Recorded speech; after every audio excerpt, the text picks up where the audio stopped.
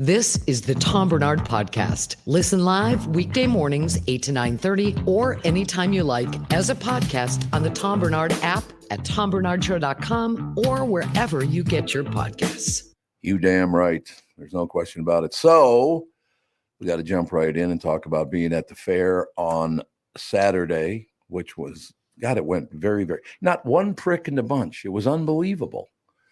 Usually I hear from people in radio and television stuff, there are people, showing up being a pain in the ass during the broadcast and all that stuff. I didn't have any of that stuff.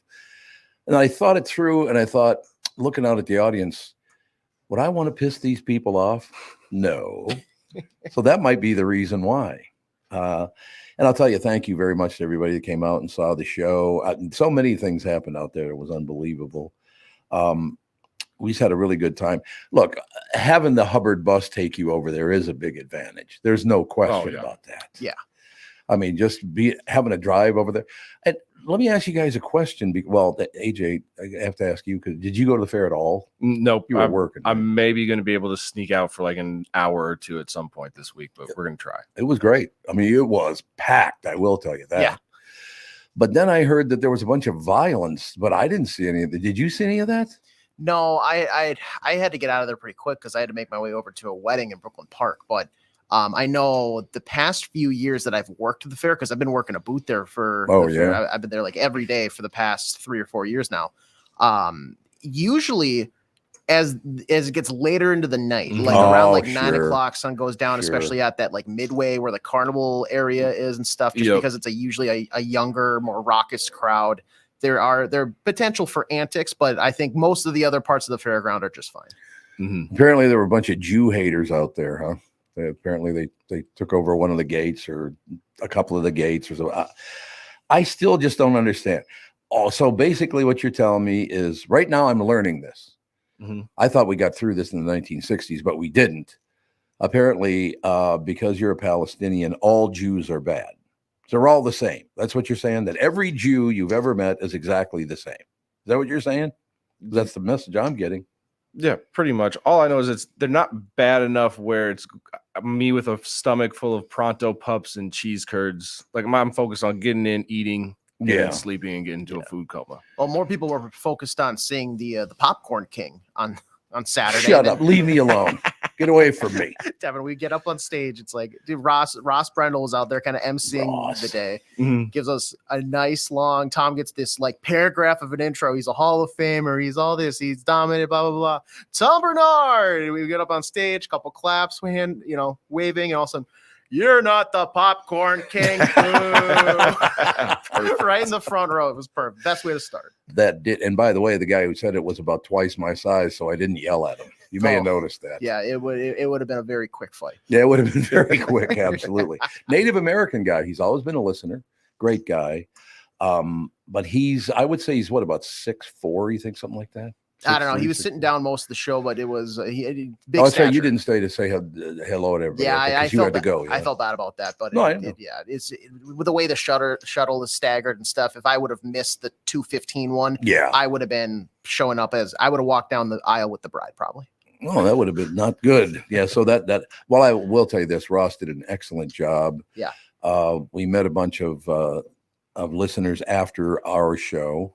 It was nice enough for the people at KS95's morning show to come on. I'm telling you, the 3 of the nicest people you'd ever want to meet. They're just really, really, I've known a couple of them for a couple of years, but Wes, and then I kept picking on Wes by saying, oh, Wes, I'm so glad you came because apparently I was told it was just going to be Dez and Crisco that came. They didn't tell me Wes was coming, so I didn't put it on social media. He said, just for that, I'm not coming. It's like, no, Wes. I was told it was just those two. I didn't know you were coming. Turns out one of the nicest guys you'd ever want to meet.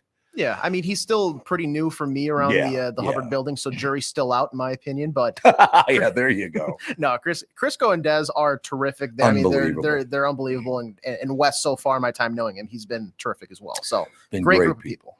And I didn't get to meet him, but I got to wave to Dez's husband. And look, I think I might be the luckiest guy on earth, but he's shoulder to shoulder with me, man, because that Dez is a semi-pretty woman, don't you think? She what I appreciate about her is that she's not afraid to be herself. No, that's exactly right. A lot of people like will kind of make themselves reserved. She's all her all the time, which I really respect. You know, it's not to say that Wes and Crisco were not handsome devils themselves. That's not what I'm saying. But honestly, Des reminds me a lot of Catherine, actually. They act the same way. It's like, yeah, hey, Grill, let's have fun as long as you stay out of my face. I love that about I love tough women. My mother and 2 sisters were tough women. My wife's a tough woman. Alex, my daughter's a tough. I love tough women. That's who I grew up with, right? Mm-hmm. But yeah, they came on our show for 15, 20 minutes, and then they invited me on their show for 15, 20 minutes, and nobody booed, which I thought was good. That was nice of the crowd. Nice touch. So the only shot I took, I won't even use his name. He's a great guy. His whole family was there. But he said, you're not the popcorn king. Do you know that story? Yeah. Yep. Jesus, pal. There was the actual Tom Barnard named the Popcorn King, which I never even heard of until I was invited to the Carver County Fair about 30 years ago. And people were pissed off at me. They go, you're not the Popcorn King. About 50 of them out in the audience. Like, oh, okay, thanks. I really appreciate it. It's wonderful. But yeah, a wonderful experience out there. It was very crowded. Not one prick in the bunch, though. Nobody was being a jerk or this, that, the other thing. Our audiences that sat out in front of our show and then the KS95 morning show, they all were just very, very nice people. I got I'd say about 300 hugs. And one thing about that was that's something because it was a sweaty day. Oh, it was very, very hot. But it was a hot day. You did notice that there was one person who got nowhere near the hugging. That would have been Gelfand. Oh, yeah. He doesn't come across as a big let's go hug listeners and strangers person. You know, and I use that as an example when I was on the KS95 morning show with them. I said, you got to understand something. Again this morning, what is it now? That now they're bitching about something big this morning, and it was all the national news. Something about you can't. It's something that you've taken for granted all your life, but now apparently can't do it anymore. And I can't even remember what it was because it pissed me off so much I turned it off. I cannot watch the national news. I just can't. I try to get the information. You know, my job is to get information to talk about. But these are the worst human beings on the planet. I mean, there's some guy they're going to threw him in prison because did you see this? Some guy, Pavic. Oh, you talk about the guy that he has the app on social media, Telegram. Is that who it is? Where, yeah, they're mad because of all like the hate messages and stuff that are going on. And this guy's very positive, apparently. Oh. So maybe it's not the same guy. I don't know. But apparently they threw him in jail in France for like being positive or something. I was like, what? This is just so far over the top now. It's unbelievable. But yeah, I'll track that story down. Okay. I wish I could remember the guy's name. Yeah, I think you're talking about Pavel Durov. He was detained. Yes, that's the guy. Detained in France he's the owner of Telegram. Oh, so it is the same guy. Yeah, and they're holding him responsible for abusive messages and so on his social media platform Telegram. How can he be responsible? Does Meta take the blame for everything on Facebook? Yeah, I mean, it essentially would be the equivalent of if Mark Zuckerberg got arrested for all the mean things AJ says to me on Facebook. Yeah, see? Yeah. And so, that's the big controversy right now. So essentially Zuckerberg, Musk, and this Pavel guy are all bonded together because they all don't want to go to jail for all the mean stuff we do. They put him in jail. It's like, what? The EU's got some pretty different like online rules compared to the US. Mm-hmm. Like they're very socialist now. Over there, it differs a lot, is what I'll say. There was some message, and I won't even say who it was, but I saw one national political figure on TV this morning. Mm-hmm. This guy is the most arrogant asshole I have ever seen. He thinks he's just the most charming, smartest guy on earth. I'm like, you have no idea what the hell you're talking about, you hillbilly dumb bastard. But other than that, that's the only negative thing I got to say about the guy. You know, he's a hillbilly dumb bastard. But again, we got to move on, I know. But I just want to thank everybody who came out there. Every damn person was so nice. I got about 300 hugs, and again, watching Gelfand. And I might close with this. ladies and gentlemen, all of this stuff about you throwing this guy in jail because his people he doesn't even know are posting messages on his site. And then this guy's horrible and you're horrible because you're a Democrat. No, you're horrible because you're a Republican. And oh my God, everything. Why you want to live your life like that?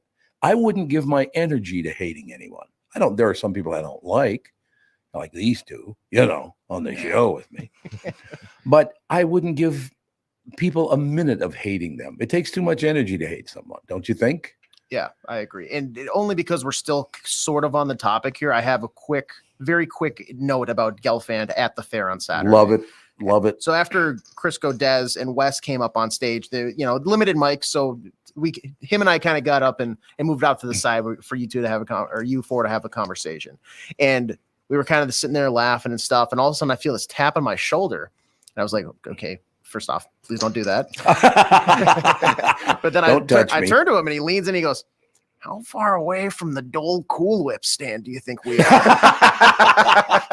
Gelfand, we've got like 15 minutes left here, pal. Like, you're thinking about food. He's just looking off into the distance, dreaming of this Cool Whip stand. I don't even know there was one. He's like, that would really hit the spot right now. I was like, the greatest. Unbelievable.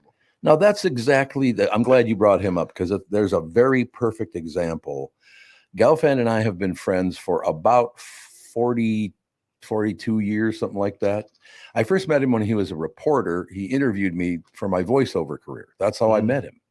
And I invited him to my house. And I used to do this thing during Twins games. I would have a bobblehead of every Twin.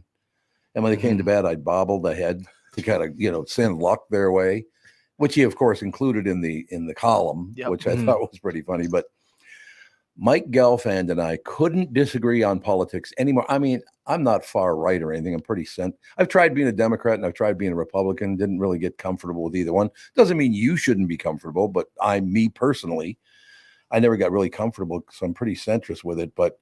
And I brought this up on the KS95 morning show that Mike Gelfand might be the furthest left human being I know, and I love the guy. I love everything about him. He's the nicest guy. He's a very sensitive person in a good way. He's just a wonderful guy. So if I followed television's lead, I should hate his guts, shouldn't I? Right? I mean, he and I don't agree on anything. I should hate him. Yeah, I mean, if you're living your life correctly, I think that's what the unofficial rules are. Is you're supposed to hate everybody that disagrees. Well, you do that regardless, despite of all the politics. Like, I just hate people. You just don't like him already. Yeah, Gelfand, is one of. But seriously, he is this. He's a very sensitive man. There's no question about that. Yeah. Had a pretty tough life. His brother took himself deep, and Mike and I have that in common because I had a few members of my family murdered. So, it's something to be touchy about. But that's a perfect example. Mike Gelfand and my relationship's a perfect example of how the world should work. We agree on nothing, but we love one another. I love that guy. I mean, I don't like to see him suffer through things the way he does. And again, he was not close to his father. His mother was never really all that nice to him. And I wasn't close to my father. Got my uncles, bumped off. And one of them was thrown off a building. And not just like a house, it was a building. But I just love the guy. So use it as an example. Seriously, Mike Gelfand, he'll be here Thursday. Look at the screen and go, those two guys really love one another, and they have nothing in common. Really, very little, except for he's a brilliant man, and I learn a lot from him. So let's move on from there. But stop with all this. I cannot watch the national news. I try. I got to watch it, but I can't watch it. It's just all about money, money, money. They're trying to move you into a position where they make money off of your misery. We should try an experiment. Just 1 week, just go cold turkey. None. Just see if that changes your life at all. I could be very, very positive if I did that. But I got to know what's going on. So where would I look to find out what's going on? Is there a centrist news agency?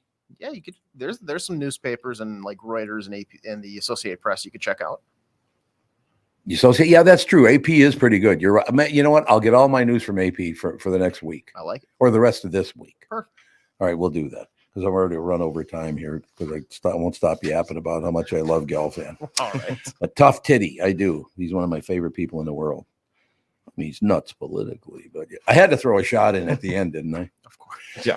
Hi, it's Tom Barnard for Livia Weight Control Centers. Your success story starts today. Join Livia's doctor-recommended and award-winning nutrition program and get your first 8 weeks free. You can lose up to 20 pounds or more in your first 8 weeks. Plus, Livia offers weight loss medications to accelerate results. And I want to talk about that because I am a prime example that Ozempic does work. GLP-1 medication. It does work. You know how I know that? And I won't say it was not the moving company. It was somebody else that was helping me move stuff. He left my Ozempic in his car for 2 days. Now, this is a medication you're supposed to keep cool.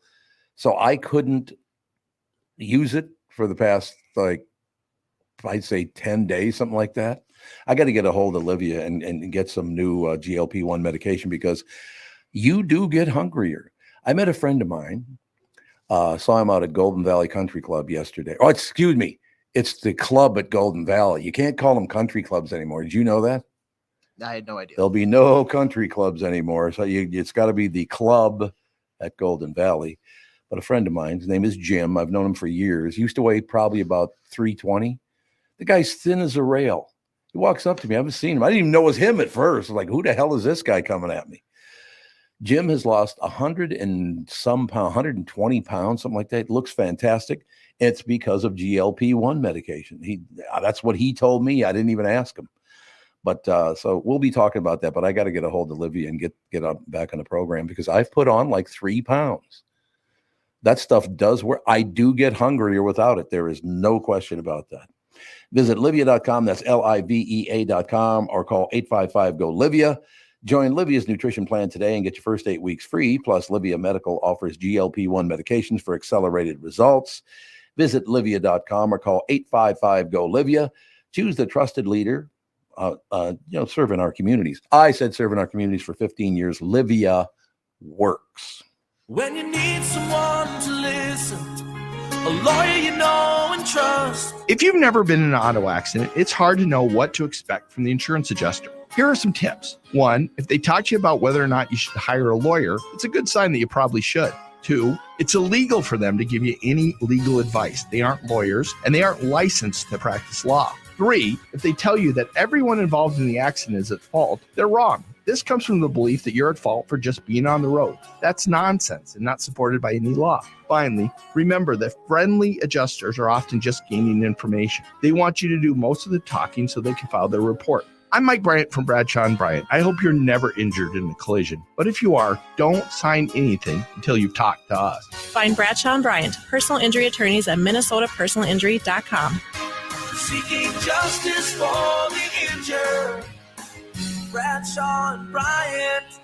Ladies and gentlemen, I used my pillow last night because I was constantly on the move yesterday. We went to a pool with Andy's family in the morning yesterday, and then went to dinner last night. That was when we went to the club at Golden Valley for dinner, and that's where I ran into Jim, who had lost all that weight because of GLP-1. Mike Lindell and MyPillow employees want to thank my listeners for all your continued support, and I want to thank them because I slept really well last night because I was running around like a psycho. And I slept very well because of MyPillow. To thank you, they're having an overstock clearance and new product sale right now for the best prices ever when you use promo code TOM, and you get free shipping on your entire order. Get 50% off the MyPillow 2.0. Also get 50% off the brand new flannel sheets that just arrived and won't last long. 6-pack towel sets, only $29.98, and take advantage of the free shipping on larger items such as mattresses and mattress toppers. 100% made in the USA, on sale for as low as $99.99. Everything's on sale, as a matter of fact. From the brand new kitchen towels that have the same technology as the bath towels that actually absorb, dog beds, blankets, couch pillows, and so much more. To get the best specials ever, go to mypillow.com or call 800-516-5146. Use promo code TOM and you get free shipping on your entire order. So call 800-516-5146 or go to mypillow.com and use promo code TOM. You're listening to the Tom Barnard Podcast. And I'm looking right at Phil Mackey. Why don't you guys get out of the fair a little quicker? I'm coming in there. I figured, we could have Phil, Judd on. It'll be wonderful. But you guys, all you had to do was wait around for like 2 hours till what shuttle did you take? I took the Hubbard shuttle, baby. No, I know, but like what time did you get out at the fair? How close did we come to? I got out there a little after 12 o'clock, but you guys were done by 11, weren't you? Yeah, we were done. Well, we were done. Well, we were trying to get out at 11, but it's so popular. It's tough to get I out. know. I'm right to shoulder to shoulder. Did you get hugged a lot? Hugged. There was one close talker that made me a little uncomfortable, but I literally got hugged like 300 times on Saturday. It was unbelievable. Oh no, who's this calling? It's Destiny calling. Look what it says. Scam likely. Isn't that great? Real nice. That's the best part about phones now. Is it a little just tell you like, don't answer, probably a scam. So it's a salesperson. Think that what's it? That has to be it. Yeah. It has to be it. But no, honest to God, Phil, and I want to get your experience at the fair. Did Twins win yesterday? No, man. Don't get me started. Let's talk about the fair, Tom. Let's talk about that was a bonehead error in the 9th inning. Is that what I understand? Yeah. Edward Julian, maybe not going to work here anymore. Maybe send him back to AAA. But yeah, they lost that game. They had a lead in the 9th, and then one thing led to another. And let's talk about the fair. Hey. Let's talk about the fair. You're absolutely right. The Vikings don't play for another week and a half, correct? Something like that. Yep, they've got 2 weeks from yesterday. They will debut in New York against the Giants. Yes. Okay, so that's enough talking about sports. Let's talk about the fair because I got out there. I cannot tell you how nice people. I didn't want to run into one prick. Everybody was very nice. It was packed. Oh my God, it was crowded. Yeah, it's a cool spot. It was the same stage. We were on at like 10:15 in the morning, and then you came out in the afternoon. It used to be the Carousel Park stage, but I think they've renamed it to the Dan Patch Park stage. Yes, now Dan Patch. Either way, gigantic stage with that bridge kind of in the background, and beautiful. Yeah, it was fun. It turned into just kind of so it was for us. It was a Purple Daily live recording, and it just we put a mic out in the crowd, and it just turned into people wanting a therapy session about Minnesota sports. They just wanted to gripe and bitch and get the sports dad's advice. Also, Judd debuted a brand new goatee live on stage. Really? So that was exciting. Yeah. Okay. Who is he? Maynard G. Krebs. You guys even know who Maynard G. Krebs is? I'm going to Google that real quick here. He was the first hippie on television that wore a goatee, and it's kind of sparked everything. What was the guy's name? Same guy who played Gilligan. Oh, yeah. Okay. Yeah. Oh, he had like the under the chin. Yes. He didn't have the mustache part, but it was the under the chin part. Yeah, that's where it debuted on television. Maynard G. Krebs, and then he played. What was his name on Gilligan's Island? It was Gilligan. I know that. It was Gilligan. Yeah. There's only just one name, Gilligan. That was it. Let me see. Hold on a second. Now I'm on a Wikipedia rabbit hole here. Okay, while you're looking it up, I got to tell you something. Alan Hale, who played the skipper, he came to town once for the entire weekend, and the skipper and I went and ate and drank just a little bit for 2 days. I'll tell you that. God, he was a fun guy to hang out. He wore his skipper outfit everywhere we went, too, the hat and everything. So when you went, was it supposed to be a 3-hour tour to the bar, and it turned into longer? A 3-hour tour, and then we got somehow stranded at the Bar Island, is where it was. No, just a great. Is he still around? I don't know if the skipper is. I'm trying to figure out what Gilligan's first name is on that. It's Willie Gilligan. Did you guys know that? I did not know that he had a first name on the show. Well, I didn't either. I've assumed for my entire life that Gilligan's first name is Gilligan. Yes. Gilligan. That kind of turned my world upside down now. I don't know how I'm going to process this information. But you guys, Jonas Grumby is the skipper's name on that show. Jonas, I never knew that. Just the skipper. Yeah. I never knew that. You guys should go back, though. All three of you should go back and watch him on a show called, what the hell's the name of it? He was Dobie Gillis. That was the name of the show. Yeah. He played a hippie on there. He was the very first hippie on television. I mean, it was like 50 some years ago. And to see a hippie like that, and the great part of it was, and the image has stuck with us forever, because he was a hippie with a goatee. And every time they asked him, hey, what time do you have to be at work? He would respond to that word work like this: work. Because he had no interest in getting a job or working. And that stuck with the hippies for the past 50 years. Yeah. I'm looking at a picture of him. He looks like Frankie Muniz like a young Frankie Muniz. Yeah, he does. Yeah, that's true. But let's get back to the fair, because it was an unbelievable experience. I got literally hugged about 300 times out there. The people are very, very emotional about the whole situation. They love the show. They love your show. They love, we had the KS95 morning show on for the last 15 minutes of our show. And then I went on their show for about 15, 20 minutes. It's really, really a nice organization. Those people are very, very nice. No question. Yeah. The fair, I have a love-hate relationship with the fair because I feel like, we used to do a 4-hour talk show every single day. And it went from being like, oh, it's fun. You get to go hang out at the fair for a few hours to, no, you're out there for like 50 hours over the course of a week. It's actually more than that because you're out there for an hour or two before and after, Right.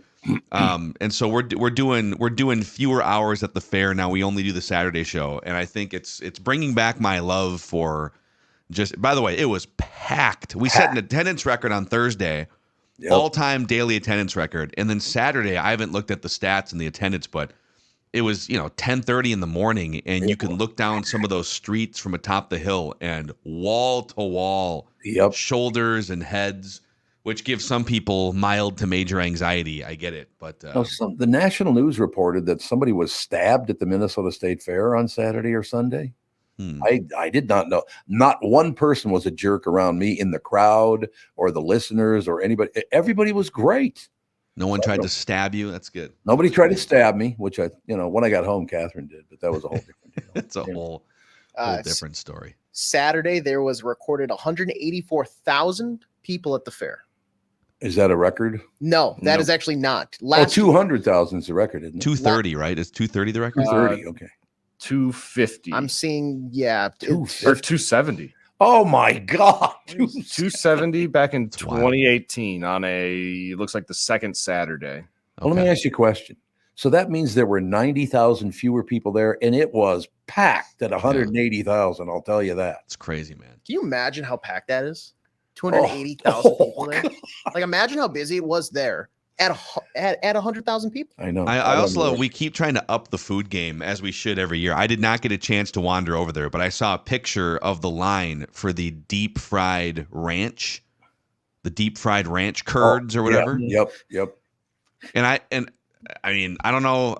I'll eat pretty much anything, and I love deep fried things and I love ranch. I don't know if I need all of that in one thing, but apparently it's one of the hottest selling new foods of the fair through the first few days. Deep fried ranch. This is maybe lost on this group, but have you guys seen Spy Kids 2? No, I've not seen Spy Kids 2. No. Okay, Steve Buscemi plays like a mad scientist in that movie, and there's a quote that it's so weird in Spy Kids 2, but he turns to the camera and looks off, and he's like, do you think God stays in heaven because he's scared of what he's created? That's how I feel about deep fried ranch. Yeah. I think we're going too far. Do you think we need to scale it? It does feel like a bridge too far, Do we deep fry other dressings then, Tom? Like, where do we stop? Is it deep fried French, deep fried blue cheese, Thousand Island? French dressing sounds absolutely diabolical. None for me. You were gone by the time that people lined up to say hello and all that stuff, right? I had to get out of there. The line went on for it, which is quite an honor, actually. But this woman said, "Oh, I got something for you at the fair here," and she handed me this little kind of tin disc. It was it looked like a very small hockey puck, and I looked, and there was a picture of a pickle on it. Did you open it? No, I didn't. Well, I did. I just saw the pickle on it. I put it in my pocket so I could look at it later.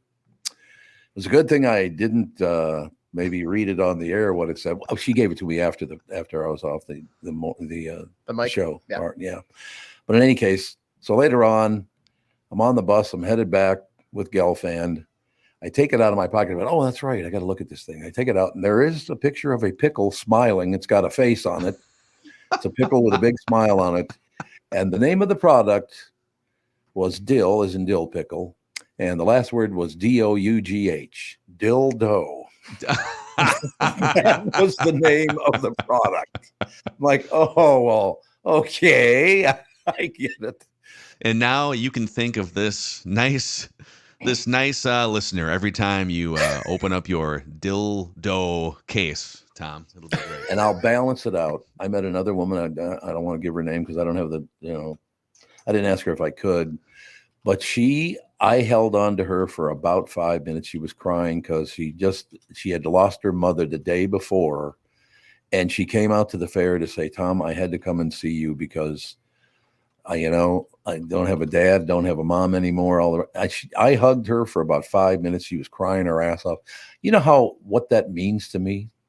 That it means that much to her to come out and tell me that. It's just, whether it's the dildo part or the hugging me because your mom died, it's just, that is an experience that very few people ever have, and I'm so grateful that I have those experiences. Yeah, I do think you have to put a pause after the dill and before the dough next time you say it there, Tom. But yeah, I'm with you. Do that, yeah.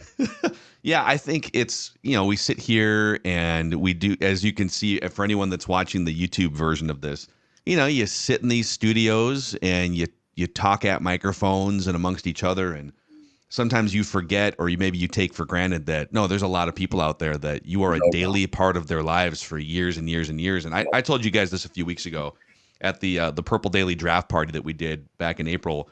And somebody came up, we had kind of a meet and greet before the draft party started. And somebody came up and said, I feel like I'm meeting one of my best friends that's never met me before. Yep. And that is legitimately it's one of the coolest compliments you can get when you do this for a living, right? You're just an idiot on a microphone for hours a day. To connect with people and to see them in person is really cool. There's no question about it. Matter of fact, I went to it last year, not this year, because I wasn't invited. They didn't invite me this year. It was last year they invited me. But a woman came up to me at your event last April and kissed me on the lips. I'm like, he said, I've never met you, but I feel like I know. And then I said, there's a woman out there that kissed me on the lips. She goes, yeah, that was me. Yeah. She puts her hand up. But I guess I hope you guys do understand what this does mean to people. Phil understands it because have you guys ever experienced anything like that? The two of you? Yeah, there's been like a couple times where somebody will come up and like, are you Tevin? And I'm like, that depends on what your next. Are you a police officer? I'm not sure. Yeah. I'll tell you about my experience at the Wild game. I went to the home opener last year with some buddies, and this is like a week or two after I got the full-time nod over at Hubbard. But me and my buddies are up in the 200, like the upper deck level, and I got a beer. We got whatever. We're about to go down to our seats, and we're taking a step, and my buddy Nick goes, Joe goes, and then I get a hand on my chest, and this guy about my age, he goes, SKOR North? I was like, yeah. Joe's Hockey Show? Yeah. Oh. Declan? No. Declan? Is that you, Declan? AJ's like, yes, no. So close. We were so close. And I was like, no, but hey, thank you still for listening. And he dropped the ball on the 1 yard line before scoring a touchdown. Oh, God. It was just within earshot of my buddy. So it was like, oh. And then I heard about that the rest of the night. Still not. Fart noise, yeah. But thank you to all of you, whether it's, SKOR North or it's Sushi's out there every day for like 11 days. Is that right? Just rocking it. Yeah. Holy just rocking God. it there. Crazy. But he didn't get out there at like 2 in the afternoon, though, so he doesn't have to get up early. So that's good. But that sun, where that stage is for Joe, yep. The sun right around 2 or 3 o'clock starts. It peeks over the pork chop stand or whatever, right, and just, there's nowhere to hide, man. You're just baking for like 3 hours. But That's yeah, it's a good time. No question. All right, Palomino, we'll talk to you on Friday, but I'm glad you had a great time out at the fair. Seriously, I know it sounds weird, but at first I didn't want to go because I thought, oh God, I don't know. But I'm really glad I went because you people are people who listen to, SKOR North, people listen to Joe, people listen to this show, the KS95 people. Everybody is so damn wonderful. And I hate saying that because it sounds like I'm kissing ass, but I'm not. Yeah. And none of us got stabbed, which is great. And nobody got stabbed. That's exactly right. That was over at the KUXL booth. Thank you very much. Here's a reference. Nobody knows what I'm talking about. By the way, real quick for radio nerds out there, yes. This morning was the final sign-off for WCBS 880 News Radio in New York City. Really? Yeah. God, that's been around forever. It's not on the air anymore. 57 years. Yeah, they pulled the plug on it, and they're simulcasting ESPN New York sports programming now. So, yeah, 57 years, one of the biggest radio news operations in the country, and kind of shows you where AM radio is headed in some ways and where content's going. But yeah, if you're a radio nerd out there, pour one out for WCBS 880 today. No question. Hey, look, I mean, I know we got to go, but I'll say this, that started my career. I mean, the first I was at KDAN first, which was about a 5-watt radio station in St. Paul. Then I went up to Grand Forks for a little while and came back. The first big job I ever had was at 1500 KSTP. I started there. I think I was like 18, 19 years old, something like that. I think I was 19. But, you know, that's a whole different kettle of fish. You guys know it more than I do, you and Joe, that was a massively successful radio station. Went from 13th place to 2nd place in 90 days. Yeah. When they changed the format. And now I don't even have an AM radio in my car. I didn't know that. I thought I did. It's crazy. I don't even have one. It's amazing. It's crazy, man. All right, Pally. Fast. See you guys Friday. Thanks a lot, Phil. Phil Mackey, SKOR North. Ladies and gentlemen, take a break. Be right back. Chris Egert will join us. He didn't come by the show at all, though. That stiff was out there. Did we see him? No. Well, I'm sure that his crowds following him around were probably half of the 150,000 people that were in attendance at the state fair. There's nobody has a harder time moving around the fair than Chris Egert just because of the mob that constantly surrounds him with the autographs, requests, and pictures. I thought you were going to say the bad wheel. I was trying to You're trying to set it up. He gets the scooter and drives that around. That's really nice. You guys are so. Were there enough people in wheelchairs at the fair? They hand those things out like candy now. They do. My God, there were a lot of people in wheelchairs. When you go to a restaurant, you expect the chef to be an expert. You expect your auto mechanic to be an expert. When it comes to fixing your car, you judge them both by the results of their work. Josh Arnold is an expert in investments and planning your financial future. Josh Arnold is my expert, and he should be yours too. I talk to Josh every week, and he understands the market. Yeah, he sure as hell does. The economy, he knows how to plan for your retirement. Don't put it off another day. The man with your plan is Josh Arnold. Call Josh now for a no-obligation, 48-minute evaluation. You got nothing to lose, and you'll have an expert planning and managing your financial future. Call Josh at 952-925-5608. That's 952-925-5608. Investment services offered by Josh Arnold Investment Consultant, LLC Security Investment Advisor. Past performance, no guarantee of future results. All investments involve risk. All comments and opinions of Josh Arnold's and do not constitute investment advice, and I am a paid endorser. The past several years have been the craziest in the history of the car business. The pandemic, supply chain, and ship issues, all causing extreme inventory shortages that led to, well, predatory pricing. Some dealers charge thousands of dollars over MSRP. We never played that game. I'm Jim Paul of Valley Buick GMC. We knew that would leave a bad taste in a customer's mouth. More importantly, from an integrity standpoint, it was just wrong. So what about the current market? You know, inventory and pricing. Valley has their best inventory in years. Really all the Buick and GMC models. Even the previously hard-to-find Yukons, HD pickups, and Hummer EVs. Plenty of deep discounts. Many with factory rebates and low-interest financing. Then it's a good time to buy? It's a great time. We're welcoming our previous customers back, as well as anyone else that felt the treatment just didn't feel right the last time somewhere else. Valley Buick GMC in Apple Valley and Hastings or valleycardealers.com. Car buying without the bad aftertaste. Let us take a second to talk about my bank, North American Banking Company, and Bilski. Look, there is no shortage of banking options in the Twin Cities. If you're tired of being just a number to your big national bank, be sure to talk to my friends at North American Banking Company. They offer the same online and mobile banking options as other banks, but with the unparalleled service of a community bank. I also like being able to go to any of their 6 Twin Cities locations. I go to one on 50th in France a lot because, I used to live in that neighborhood and I love those guys.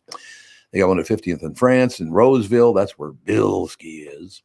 Hastings, Woodbury, Shoreview, and Maple Grove. I mean, he goes to all of them because he's a big shot, So if you're looking for a better banking experience, why not bank with my friends at North American Banking Company? And just go to nabanco.com to learn more. Member FDIC, equal housing lender. This is the Tom Barnard Podcast. Listen live weekday mornings, 8 to 9:30, or anytime you like as a podcast on the Tom Barnard app at tombernardshow.com or wherever you get your podcasts. Channel 5's Chris Egert is brought to you by Mr. Money Talk, Josh Arnold. Call Josh today for your free 48-minute evaluation at 952-925-5608. What are you, up in a tree? No, I'm actually on the front porch of the SKOR North little patio over here. It's a good place. It's a good place to prop the phone up. It honestly, God, it looks like you're leaning on a tree. What is that? That makes more sense. Yeah, it's some of that composite wood decking. Composite wood decking. Yep. Okay. American made. American Look made. like Mike Rowe right now, like I'm getting ready to build something or Dirty jobs. Yeah. You know what? It looks like a beautiful day behind you there. It looks really nice. Oh, it's miserable. It's so gross. It's so hot. Sugar so all humid. the way. Bad. You big baby. I mean, I'm fine right now. It's not even, it's early, but anybody who's coming out here later today, you're going to roast. I want to talk to you directly about something that it wasn't for local news with people like you and all the other fine folks at Channel 5 and all the other channels in town. Chris, I cannot watch the national news anymore. It's nothing but hype to make money. That's all they do on there. Well, and if it's not hype, then it's hyperbole, and it's just, it's one of the two. I know. I kind of feel the same way. I'm getting more and more sort of frustrated with, but I also still have to, like, I probably listen to 3 hours of news a day. That's not ours just because, but yeah, it's, I really like, listening to BBC or CNN International. Yep. Because they have a tendency to focus on less domestic stuff that's obviously going on in the United States and more of a worldview, which I think is kind of helpful if you want to get out of the rabbit hole a little bit on, all the political stuff. Yeah, and AJ this morning mentioned I should check out AP as well, because AP, they're pretty down the middle. Yeah, and just like boom, boom, boom. Yeah. This happened, which I guess that ideally that's what we're all doing, but everybody's looking for an angle. I'm just glad you guys don't do it on a local basis. Local news doesn't do that kind of thing. At least not when I watch it, it doesn't. Well, and we take there's a lot of people who wish we did, and we'll often have people voice their concerns about that. I mean, I don't know. It's a tough industry. You can't be all things to everybody. Right. Yeah, no question about that. But you guys do a great job. I've said this before. Chicago and Minneapolis-St. Paul are the two best local news markets in the country. They're a lot better. New York sucks the most, I think. The hype in New York is like, oh my God, you people, good morning, you're on the news. It's like, what are you, a disc jockey? A lot of that varies on the ownership group. Yeah, it does. Yep. Because a lot of the ownership groups might have a certain style that they use with all their TV stations. And you could flip on a channel in 10 different cities across the country and probably get that same sort of hypey delivery. Yeah. That's probably what their consultants told them people want to see. But no, I love your news. People know that I'm good friends with the people over at number 4. Channel 11, everybody hates me over there. I don't know what I ever did to them. What did you do to them? Channel 9 and 11. What? Really? Yeah, there was a matter of fact at Ron Rosenbaum's funeral. This woman walked over to me and shook my hand and said, "Oh, hi, it's nice to meet you." And I told her my name. I thought she was going to vomit. She's like the program director over at Channel 9 or whatever the hell she is. She had no idea who I was, and she did not like the fact that she touched me. Oh. Might be a little bit of a communist. Maybe that's what her problem Maybe is. you wouldn't want any of your Tom Barnard cooties to get on her. No TB cooties, baby. I just love that about the news people. It's like you're a news hunyuck. You don't even have to create anything. You just get on there and go blah, blah, blah. Shut up, you lame brain. Well, speaking of which, I'm off to go do that right now. So you are indeed, but we're going to give you more time tomorrow. So prepare. That's fine. The window's kind of tight out here because of the fair broadcast. Sugar tit all the way. It's all good. I'm never touching you again. Goodbye, Pally. Bye, guys. Have a good day. Channel 5 Chris Egert, brought to you by Mr. Money Talk Josh Arnold. Call Josh today for your free 48-minute evaluation at 952-925-5608. I'll tell you again, ladies and gentlemen, he's one of my favorite people to work with. Chris Egert's just a great guy, isn't he? The nerve on him to want to go do his job. Unbelievable. Just sit around and hang out with us. Just because we got to him 7 minutes late. What the hell's the difference? It's not our fault. That was Phil's fault. Yeah, if Phil would shut up, that'd be a big part of it. But I have been going kind of on and on this morning. So it was my fault again. There's no question about that. Correct? This feels like a trick question. That's it. Is that a trick question? I like that a lot. That worked for me very, very well, as a matter of fact. All right, we'll take a break. Be right back. We got some, I don't know, some Italian puke is going to be on there. What's his name again? Bill? El Presidente. El Presidente, yes. Sandy joins us next. Mike Lindell and MyPillow employees want to thank my listeners for all your continued support. To thank you, they're having an overstock clearance and new product sale right now for the best prices ever. When you use promo code TOM, you get free shipping on your entire order. You get 50% off the MyPillow 2.0. Also get 50% off the brand new flannel sheets that just arrived and won't last long. 6-pack towel sets for only $29.98. And take advantage of the free shipping on larger items such as mattresses and mattress toppers. 100% made in the USA, on sale for as low as $99.99. Everything is on sale, from the brand new kitchen towels that have the same technology as the bath towels that actually absorb dog beds, blankets, couch pillows, and so much more. To get the best specials ever, go to mypillow.com or call 800-516-5146. Use promo code TOM, and you can get free shipping on your entire order. So call 800-516-5146. Go to mypillow.com and use promo code TOM. Is that text you're sending so important that you missed your turn? Is that text you're sending so important that you ran the red light? Is that text you're sending so important you didn't see the ball coming onto the road or the child that followed? Hi, I'm Mike Bryant from Bradshaw & Bryant. When you take your eyes off the road for even 4 seconds, your vehicle travels 100 yards. That's the entire length of a football field. If you absolutely have to text, you need to pull off the road somewhere safe and do it from there. Texting and driving is against the law and can cause serious injury or even death to you and others. Now that is important. We hope you're never injured in a collision, but if you are, please contact us. Find Bradshaw & Bryant, personal injury attorneys at minnesotapersonalinjury.com. Going farther with Mike Bryant on your side, seeking justice for the injured. Bradshaw & Bryant. When you go to a restaurant, you expect the chef to be an expert. You expect your auto mechanic to be an expert when it comes to fixing your car. You judge them both by the results of their work. Josh Arnold is an expert in investments and planning your financial future. Josh Arnold is my expert, and he should be yours too. I talk to Josh every week, and he understands the market and the economy, and he knows how to plan for your retirement. Don't put it off another day. The man with your plan is Josh Arnold. Call Josh now for a no-obligation 48-minute evaluation. You've got nothing to lose, and you'll have an expert planning and managing your financial future. Call Josh at 952-925-5608. That's 952-925-5608. Investment services offered by Josh Arnold Investment Consultant, LLC Security Investment Advisor. Past performance is no guarantee of future results. All investments involve risk. All comments and opinions are Josh Arnold's and do not constitute investment advice. Tom Barnard is a paid endorser. This is the Tom Barnard Podcast. Brains are awesome. How the hell would you know? Oh, no. The rest of it is I wish everyone had one. Mary gave me a shirt. I forgot I had it on. It was my okay. my sleeping shirt. You all have a sleeping shirt? Because I don't have pajamas. I don't think I've had pajamas since I was like 3. I just sleep in my underwear. I don't have a t-shirt on. Well, this is kind of an underwear. I mean, you know. No, I understand that, but I just don't use the shirt part of it.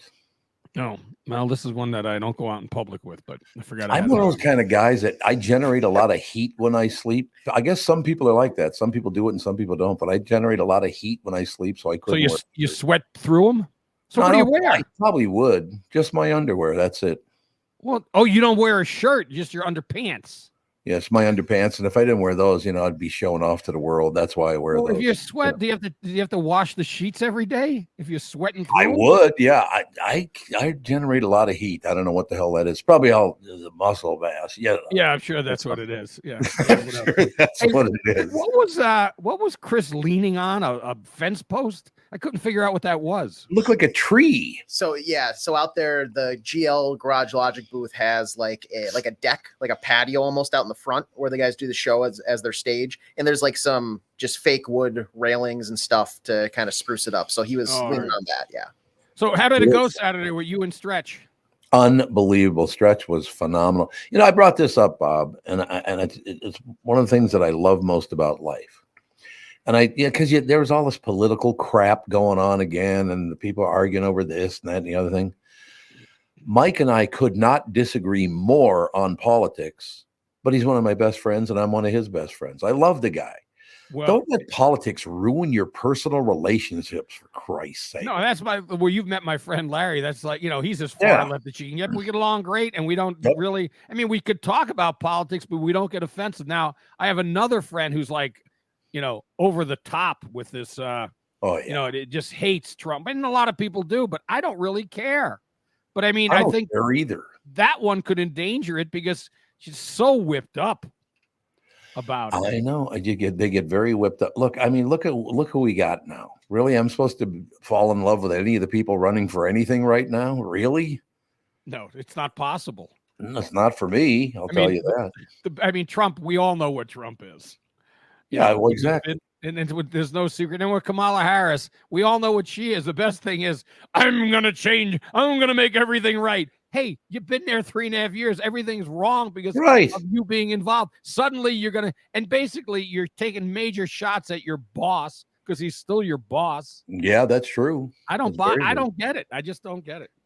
I don't understand it either, the whole situation. And then you get, the only thing about politics I will mention, Michelle Obama's got a lot of damn nerve. She basically called white people racist as hell in this country. She's worth $70 million. The best thing is about the equality thing about, the people that have to give to the others. They own like 4 houses, all multi-million-dollar homes. Yeah, what are they giving back? I think their cheapest house is like $8 million.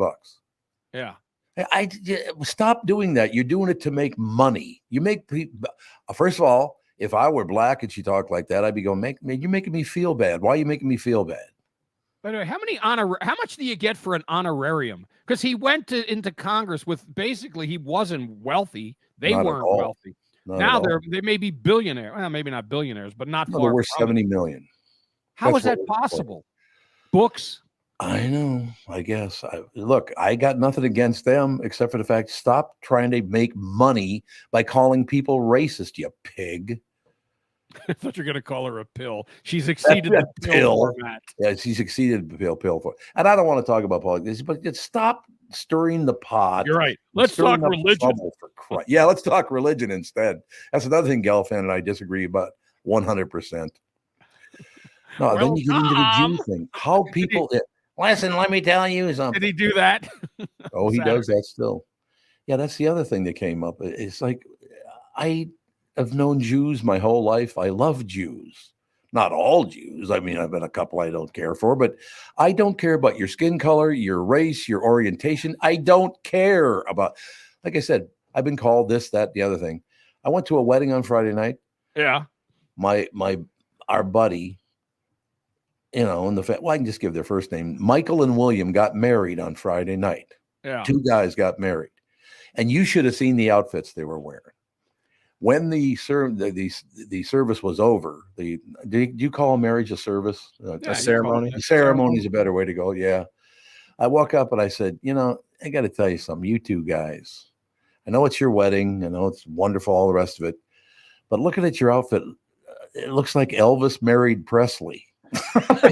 Was it garish? They were flashy. I will tell you that. They were plenty flashy, but nothing but nice people having a great time. And I don't know if you guys ever met Danny. Danny owns a shoe shine stand out at the airport. Black man in America today. He and I became friends from the moment I walked in. We were, laughing, hugging each other, taking pictures together. It was just a wonderful day. And then I get home and I hear how this person hates that and that person hates this on the news I'm talking about. Yeah. Look, there were white people, black people, Native American people. There were gay people. There were straight people. There was everything you could ask for at that wedding. Not one skirmish broke out. Everybody was very happy. And the food was good too. Was an Italian invited? Were there Italian there people? Were Italians there. Absolutely. No question about it. But stop trying to make money by making everybody else feel bad about their skin color, whether it's white, black, or whatever, their orientation, any of it. Relax. Oh, for many, it's a money-making scheme from That's all it is.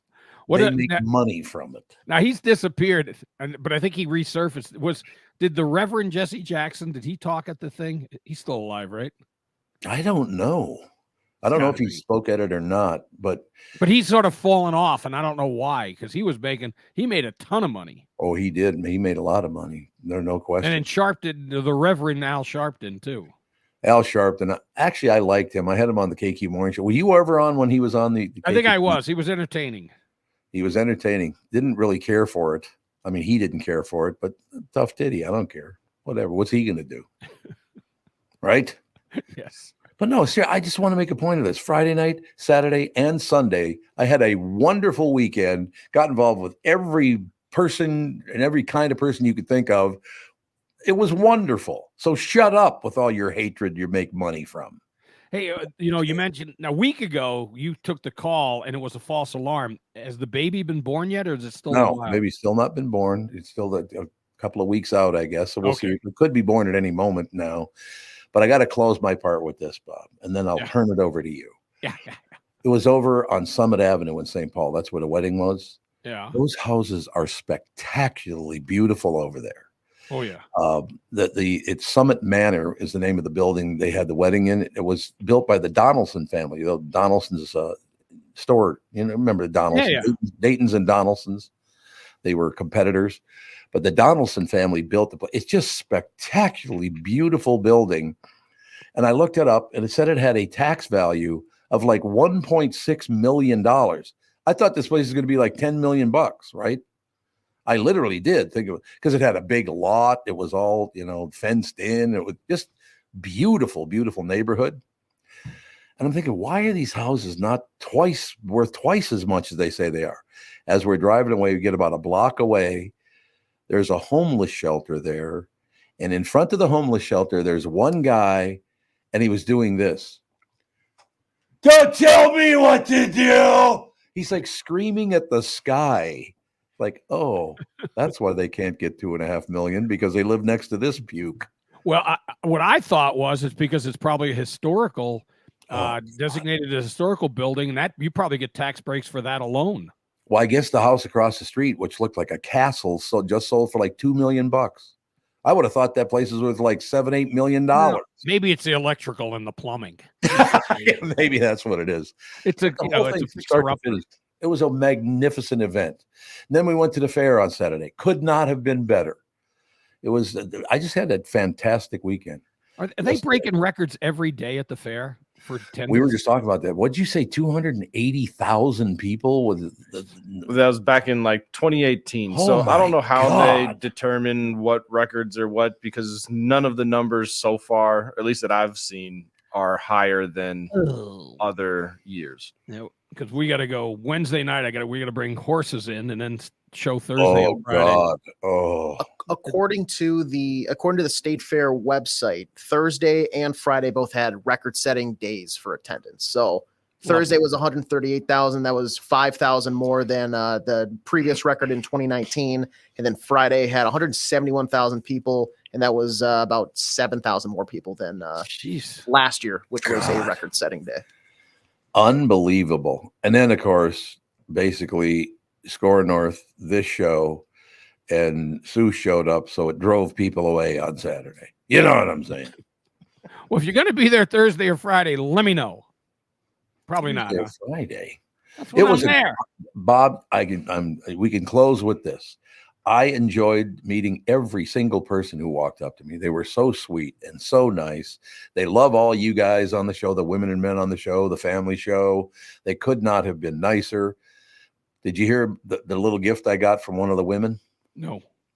We'll close with this, Bob, because I don't want to talk about the Twins because they pissed me off too much. And the Vikings don't play for another 2 weeks, so I don't want to talk about them either. All right. Woman walks up, gives me a little disc, looked like a little silver-colored puck, Yeah. And I just put it in my pocket. Oh, I looked at it and said there was a dill pickle with a face on it and smiling, So I put it in my pocket. I later took it out, looked at it, Bob, and it said dill. And what was the second word on the face of the package? I don't know. DOUGH, dildo.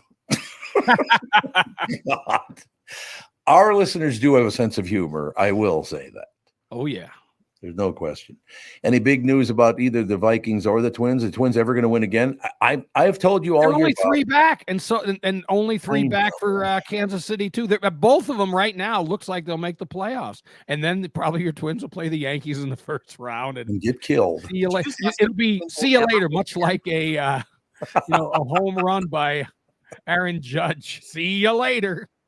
Boy, man, he can hit them deep. There's no doubt about that, man. No question. But yeah, Bob, I mean, the shock to me, and I've brought this up several times on the show this year, the defense in baseball sucks this year. And not just the Twins. I mean, there are sometimes they get the balls, you figure there's no way they get to that, and they do. But throwing errors, fielding errors. Well, probably the injuries are killing you, and Julian he's made a few issues or has a few. He's got to go in the field. Goodbye.